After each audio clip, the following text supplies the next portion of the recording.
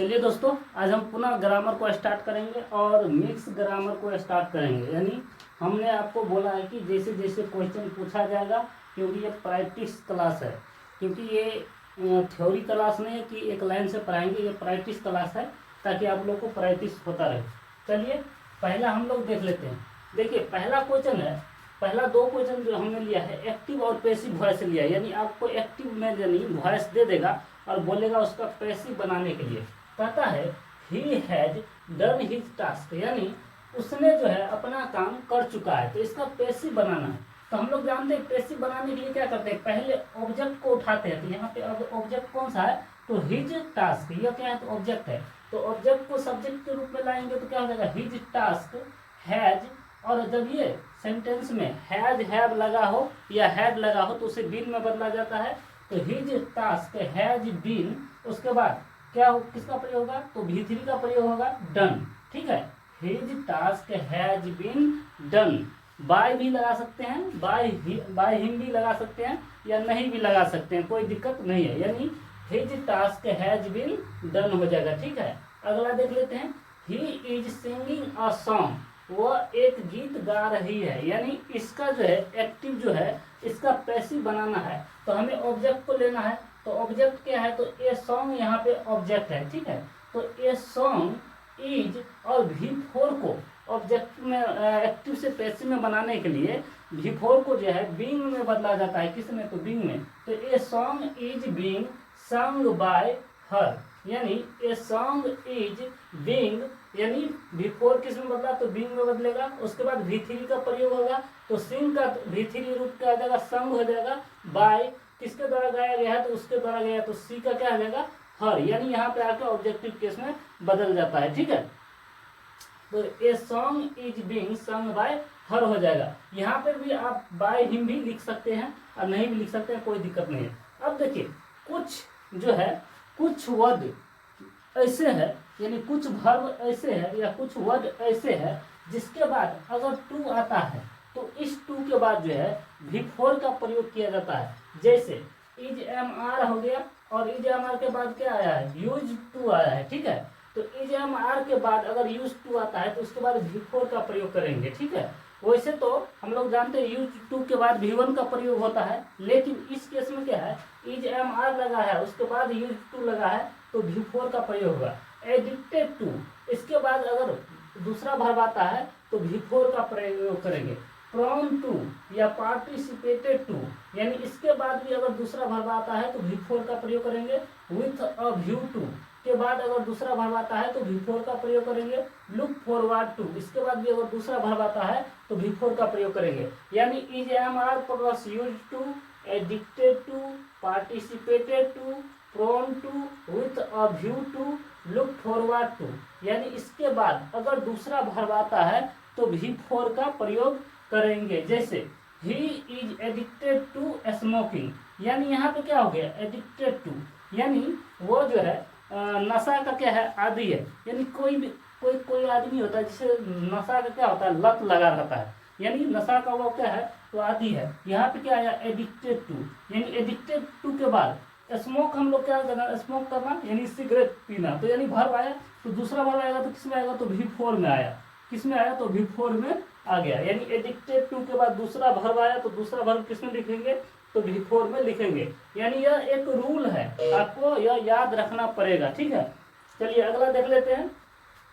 Having या being आ जाए, having या बीइंग आ जाए और उसके बाद वर्ब आएगा तो वो वर्ब जो है V3 में होगा। जैसे अभी हम पढ़ाए हैं, देखिए ये तो रूल ही है, हैविंग और V3 के हैविंग और बीइंग के बाद जो है हमेशा V3 का प्रयोग किया जाता है। और इसका एग्जाम्पल अभी हम पढ़ाए भी है। देखिए यहाँ पे क्या आया, बीइंग आया, भले यह बदला पैसिव में बदला, पैसिव में जो है V4 बीइंग में बदल जाता है, उसके लिए कोई दिक्कत नहीं, लेकिन बीइंग के बाद हमेशा किसका प्रयोग होता है, तो V3 का प्रयोग होता है। तो हैविंग या बीइंग है तो उसके बाद अगर वर्ब आता है तो वो V3 में इसका प्रयोग होगा, यानी यह एक रूल है। चलिए उसके बाद देखिए कुछ और वर्ब ऐसा है, जैसे हो गया लाइक हो गया, उसके बाद वांट हो गया, विश हो गया और प्रोमिस हो गया।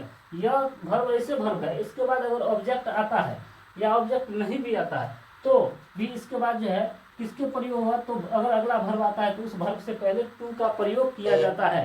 यानी किसका, तो यानी इनफिनाइट क्या है, यह एक होता है फाइनाइट वर्ब होता है, क्या होता है फाइनाइट वर्ब, यानी फुल इन्फिनिटिव जिसे कहते हैं। फुल इन्फिनिटिव क्या होता है, 2 + V1 को जो है फुल इन्फिनिटिव कहते हैं, ठीक है। अगर 2 + V1 नहीं है तो उसे क्या कहेंगे, तो बेयर इन्फिनिटिव, केवल V1 का प्रयोग होता है तो बेयर इन्फिनिटिव होता है, यानी 2 + V1 तो फुल इन्फिनिटिव होता है, ठीक है।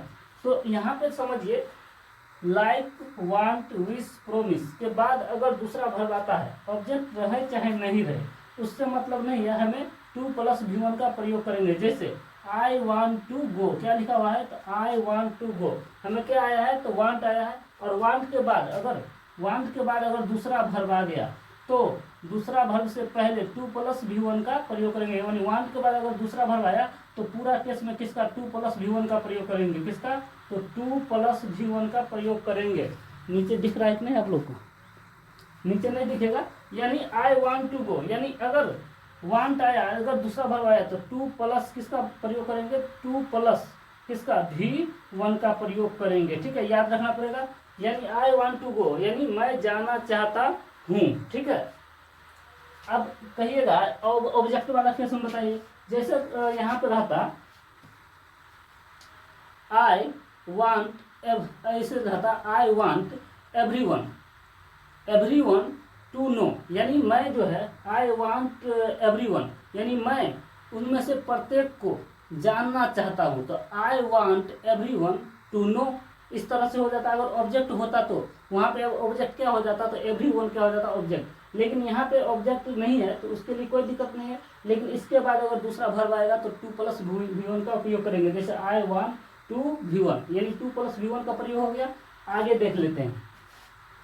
अब है कुछ इंपॉर्टेंट वर्ब ऐसे है, यानी यह जो है कुछ इंपॉर्टेंट वर्ब है, और इस इंपॉर्टेंट इतना वर्ब के बाद अगर दूसरा वर्ब आता है तो भी 2 + V1 का प्रयोग करेंगे, किसका, तो 2 + V1 का प्रयोग करेंगे, ठीक है। जैसे देखिए एडवाइस हो गया, अलाउ हो गया, इनवाइट हो गया, टीच हो गया, मतलब होता है पढ़ाना, ठीक है। उसके बाद शो हो गया, फॉरबिड मतलब मना करना होता है, टेल मतलब कहना होता है, ऑर्डर हो गया, बेग हो गया, परमिट मतलब हम जानते हैं परमिट करना या भर्ती करना, ठीक है। कंपेल मतलब होता है मजबूर करना, ठीक है।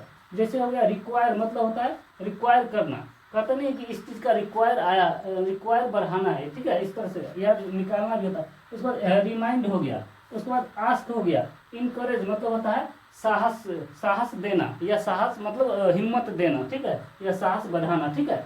इतना चीज हो गया। अब इतना जो वर्ब आएगा, इस वर्ब के बाद अगर दूसरा वर्ब आता है तो उस वर्ब से पहले किसका प्रयोग करेंगे, 2 का प्रयोग करेंगे, यानी फुल इन्फिनिटिव का प्रयोग करेंगे। फुल इन्फिनिटिव क्या होता है, 2 + V1 को क्या कहते हैं, फुल इन्फिनिटिव कहते हैं, यानी इसका प्रयोग करेंगे। किसका प्रयोग करेंगे, तो 2 + V1 का प्रयोग करेंगे। जैसे हम एग्जाम्पल में आप लोगों को दिखा देते हैं, जैसे ही कंपेल मी, यानी क्या कहता है, he compel me to leave the palace, तो यानी यहाँ पे देखिए ही कंपेल मी, लेकिन दूसरा वर्ब आया लीव, मतलब होता है इस स्थान पे आया लीव, मतलब छोड़ना आता है, यहाँ पे लीव का प्रयोग हो जाएगा छोड़ना, ठीक है। He compel me leave the palace, तो हम अभी आपको पढ़ाए हैं कि इतना वर्ब आएगा, तो इस वर्ब के बाद अगर दूसरा वर्ब आता है तो उसके पहले 2 का प्रयोग करेंगे, यानी 2 + V1, और उसके बाद वर्ब जो होगा वो V1 में ही होगा। ऐसा नहीं कि V2 V3 तो गलत हो जाएगा। यानी कंपेल के बाद, यानी इसमें से एक वर्ड आया कंपेल के बाद अगर दूसरा वर्ब आएगा तो उसके बाद 2 + V1 का प्रयोग करेंगे, ठीक है। तो देखिए ही कंपेल मी, उसके बाद यहाँ पे 2 नहीं था तो इसका मतलब ये सेंटेंस गलत था। तो ही कंपेल मी टू उसके बाद लीव, यानी 2 + V1 आया तो 2 + V1 लीव द पैलेस। इसका अर्थ क्या होता है जानते हैं, he compel me to leave the palace, यानी वो जो है मुझे उस स्थान को, पैलेस मतलब होता है जगह या स्थान, उस पैलेस को छोड़ने के लिए मजबूर कर रहा है, यानी मजबूर किया। कंपेल है यानी V3 आ गया तो मजबूर किया, वो मुझे उस स्थान को छोड़ने के लिए मजबूर किया, ठीक है। यानी इसमें और इसमें दोनों में क्या था, तो 2 + V1 का प्रयोग था, ठीक है। 2 + V1 का प्रयोग था, आपको याद रखना पड़ेगा। अब अगला देख लेते हैं। लेकिन इसी इंग्लिश वर्ड में कुछ ऐसे भी वर्ड है जिसके बाद अगर दूसरा वर्ब आता है तो उस वर्ब के पहले टू का प्रयोग नहीं किया जाता क्योंकि यह बेयर इन्फिनिटिव है। यानी वो फुल इन्फिनिटिव था तो टू प्लस V1 का प्रयोग होगा, और बेयर इन्फिनिटिव में केवल जो है V1 का ही प्रयोग होता है, उससे पहले टू का प्रयोग नहीं होता। यानी यह जो वर्ब था और यहाँ पे भी कुछ वर्ड था, इसके बाद अगर दूसरा वर्ब आता था तो टू प्लस V1 का प्रयोग करते हैं। लेकिन अगर यहाँ पे अगर यह वर्ड दिख जाए, लेट दिख जाए, मी दिख जाए, मेक दिख जाए, उसके बाद सी दिख जाए, हियर दिख जाए, डेयर नॉट और नीड नॉट, ठीक है। उसके बाद बिड, बिड मतलब भी मना करना होता है, बिड, यानी ये सब दिख जाए। अगर इसके बाद दूसरा वर्ब आता है तो उस दूसरा वर्ब से पहले यानी टू का प्रयोग नहीं किया जाता है। यह वर्ब से क्वेश्चन है, क्वेश्चन यहीं से फंसता है, एग्जाम में गलती यहीं से होता है। क्वेश्चन टफ वाला क्वेश्चन ही एग्जाम में आता है। यानी इसके बाद आता है टू प्लस V1, इसके बाद भी आता है two plus V1, having plus V3 के बाद V3 का प्रयोग हुआ। ये रूल ही है, ऐसे समझ लीजिए, आपको पढ़ना ही पड़ेगा। इतना जो वर्ड है इसके बाद जो है टू के बाद जो है V4 का प्रयोग होगा। अभी जबकि हम यहाँ पे पढ़े हैं कि टू के बाद V1 का प्रयोग हो रहा है, लेकिन ये सब क्या है, तो ये सब जिरंड है, इसीलिए यहाँ पे जिरंड के बाद जो है V4 का प्रयोग किया जाता है। यानी जब जिरंड का केस आता है तो टू के बाद V4 का प्रयोग किया जाता है, ठीक है। तो यहाँ पे यह जो वर्ड आ गया let, make, see, hear, dare not, need not, bid, तो इसके बाद बेयर इन्फिनिटिव है, इसीलिए इसके पास केवल जो है V1 का प्रयोग होगा, ना कि इससे पहले टू का प्रयोग है। जैसे let them to go there, यानी let them to go there यानी उनमें से, मतलब उन लोगों को वहाँ जाने दो, ये ना हो गया। उन लोगों को, देम मतलब वे सब या वे लोग, उन लोगों को वहाँ जाने दो, ये ना हो गया। तो यहाँ पे ये टू जो है ये गलती हो गया, क्योंकि अभी हम यहाँ पे पढ़ाए हैं कि इसके बाद जो है टू का प्रयोग नहीं होता है, और इसके बाद ऑब्जेक्टिव केस का प्रयोग होगा। अगर ऑब्जेक्ट आएगा तो ये क्या है, देम क्या है, तो ऑब्जेक्ट है, तो ऑब्जेक्ट आया, ठीक है। तो लेट देम क्या हो गया, let them to go, sorry to go नहीं, सीधा go there, let them go there, यानी उन सभी को वहाँ जाने दो, ठीक है। ये इसका सही रूप हो गया। यानी इसके बाद केवल V1 का प्रयोग होगा, इसके बाद अगर ऑब्जेक्ट है टू प्लस V1 का प्रयोग होगा। यहाँ भी ऑब्जेक्ट है तो टू प्लस V1 का प्रयोग, ऑब्जेक्ट नहीं भी है तो कोई प्रभाव नहीं पड़ेगा यहाँ पे, ठीक है। हैविंग प्लस V3 के बाद V3 का प्रयोग होगा। इतना वर्ड जो है, इस वर्ड के बाद किसका, V4 का प्रयोग होगा। लेकिन यूज टू जो होता है ना, यूज टू, केवल यूज टू आए तो उसके साथ V1 का प्रयोग होता है, लेकिन EJMR के बाद यूज टू आए तब V4 का प्रयोग होगा, ठीक है। ये एक्टिव से पैसिव बनाना हम सिखा दिए।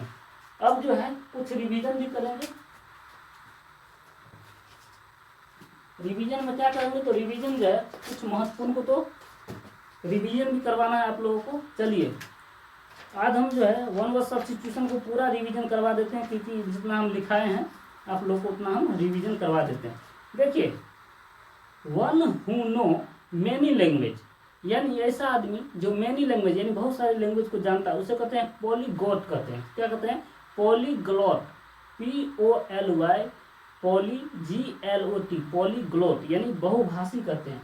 उसके बाद स्पीकिंग और यूजिंग मेनी डिफरेंट लैंग्वेज, यानी ऐसा आदमी जब बोलते समय बहुत सारे लैंग्वेज को मिक्स करके बोलता है तो उसे कहते हैं मल्टीलिंगुअल, यानी वो क्या करता है, बहुत सारे लैंग्वेज को यूज कर रहा है, यानी मिक्स कर रहा है, ठीक है।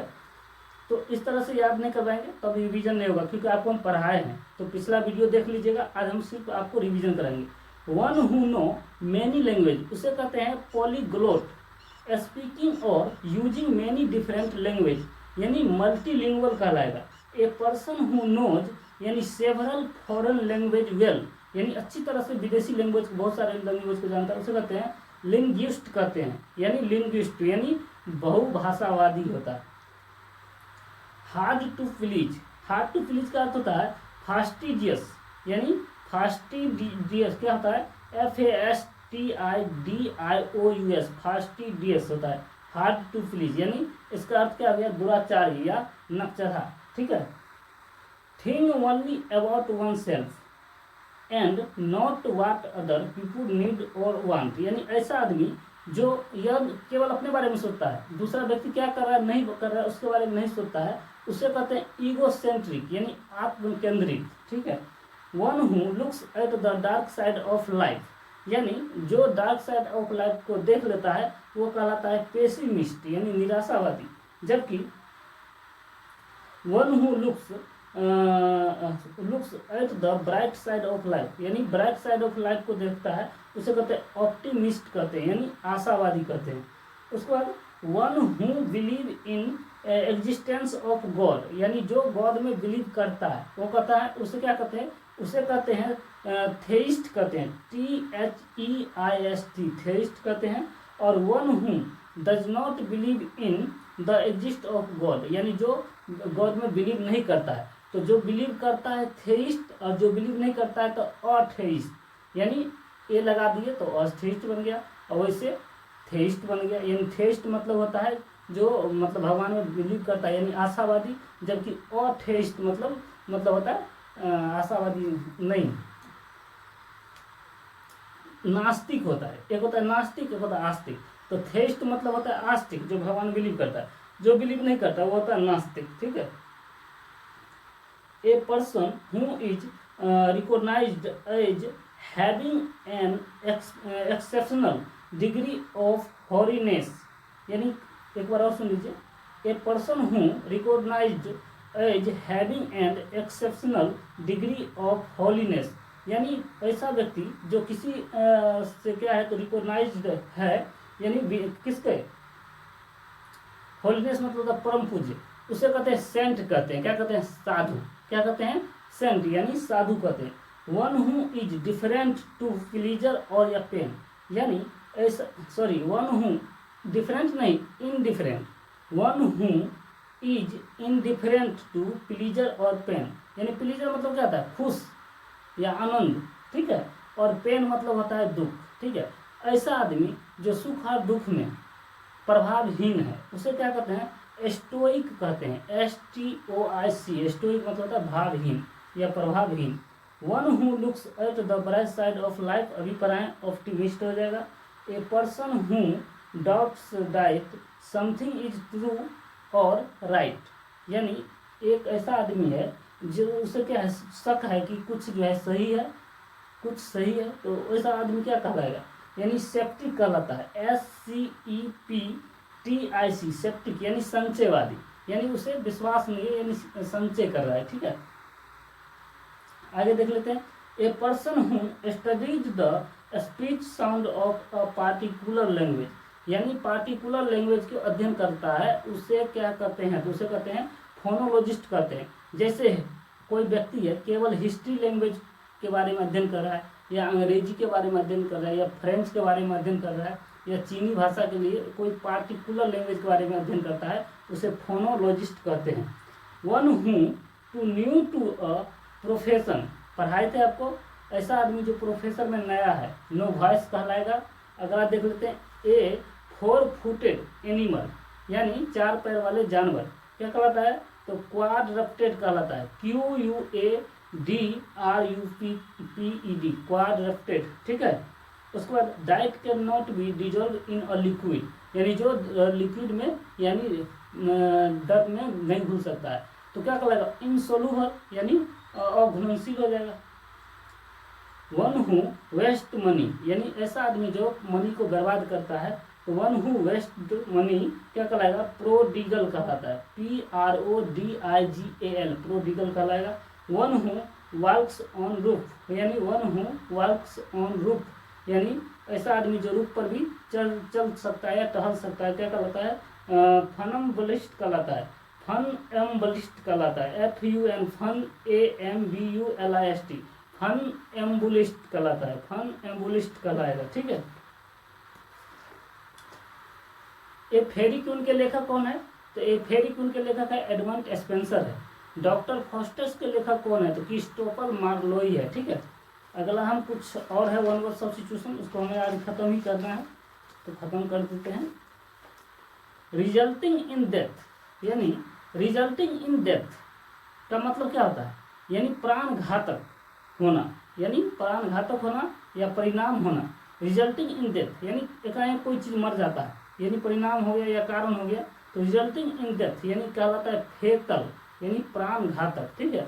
Diet can not B cut और मेड बेटर, यानी जिसे जो है और बेटर नहीं बनाया जा सकता है, तो क्या कहलाता है, इनकरेबल कहलाता है, यानी असाध्य, इनकरेबल। हैविंग कॉज्ड और हैविंग कॉज्ड और अबाउट टू कॉज डेथ यानी हैविंग कॉज्ड और अबाउट टू कॉज डेथ क्या कहलाएगा, मोर्टल कहलाएगा यानी नश्वर, यानी हिंदी में कहते हैं नश्वर यानी मोर्टल, यानी हैविंग कॉज यानी और या अबाउट टू कॉज डेथ यानी डेथ का कारण क्या होता है तो मोर्टल कहलाएगा। नोइंग एवरीथिंग यानी जो सभी चीज को जानता है तो ओमनीसिएंट कहलाएगा।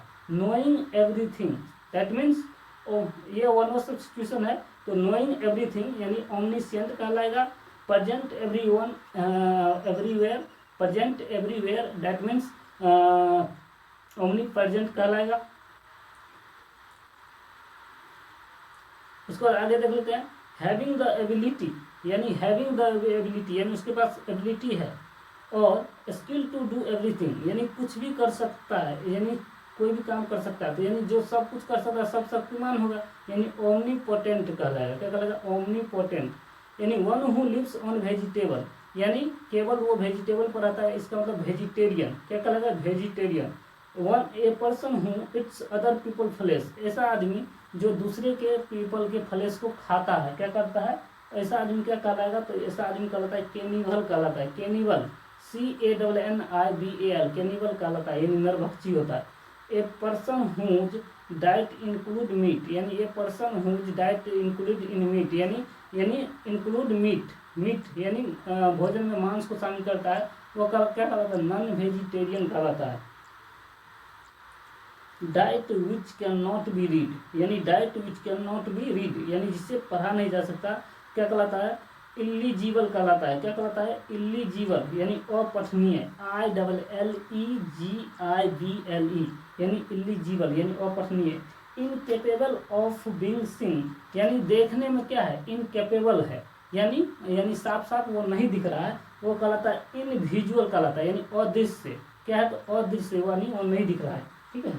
A person who is bed in spelling यानी एक आदमी जो स्पेलिंग में क्या है सही नहीं है यानी स्पेलिंग सही से नहीं लिख पाता है तो बेड इन स्पेलिंग यानी केको क्या कहलाता है, केकोग्राफिस्ट कहलाता है, केकोग्राफिस्ट कहलाता है, ठीक है। ए पर्सन हु लाइक और या एडमायर ओमेन यानी ऐसा आदमी जो क्या करता है ओमेन को क्या करता है, एडमायर करता है या लाइक करता है क्या कहलाता है, फिलोजिनिस्ट कहलाता है। क्या कहलाता है, PHILOGYNIST यानी फिलोजिनिस्ट कहलाएगा। उसके बाद अगला देख लेते हैं। ए person who studies the history of language अभी हम आपको पढ़ाएं या तो हिस्ट्री लैंग्वेज को अध्ययन करेगा या फ्रेंच लैंग्वेज को अध्ययन करेगा, इसका मतलब वो पार्टिकुलर लैंग्वेज को अध्ययन कर रहा है तो क्या कहलाएगा, फोनोलॉजिस्ट कहलाएगा, ठीक है। आगे देख लेते हैं। ए पर्सन हु ड्रॉज मैप यानी ऐसा आदमी जो मैप को क्या करता है, ड्रॉ करता है तो जो मानचित्रकार ही होगा तो इंग्लिश में कहते हैं कार्टोग्राफर। क्या कहलाता है, carto. A person who draw map को ड्रॉ करता है कार्टोग्राफर कहलाएगा। A person whose job is to a person whose job is to transcribe speech in shorthand यानी जो शॉर्ट हैंड टाइपिंग करता है ऐसा जो जॉब करता है उसे क्या कहते हैं, स्टेनोग्राफर कहते हैं ना, क्या कहते हैं, स्टेनोग्राफर। उसके बाद बस 2-4 और बचा हुआ। One who stay from school without permission यानी ऐसा आदमी जो बिना स्कूल के परमिशन के क्या कर लेता है तो छुट्टी मार लेता है उसे कहते हैं ट्रूअंट कहलाता है, TRUANT ट्रूअंट यानी अनुपस्थित रहने वाला, ठीक है।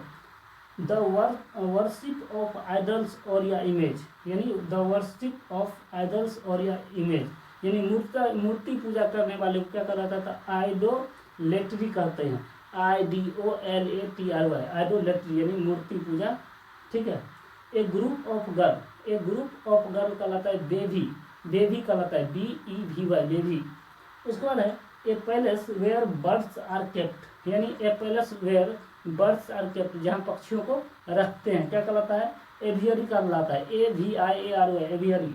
One who walks in sleep ऐसा आदमी जो नींद में भी चलता है वो क्या कहलाता है, यानी सोमनम्बुलिस्ट कहलाता है, SOMNAMBULIST यानी सोमनम्बुलिस्ट यानी निंद्रा मतलब नींद में चलने वाला यानी निंद्रा क्या आता है, नींद में चलने वाले को क्या कहते हैं। अब इंग्लिश में समझ लीजिए कि यही अर्थ होता है सोमनम्बुलिस्ट यानी one who walks in sleep यानी नींद में चलने वाला। अब इंग्लिश में सोमनम्बुलिस्ट कहते हैं, हिंदी में क्या कहेंगे मुझे भी समझ में नहीं आता। आज के लिए इतना ही, जय हिंद।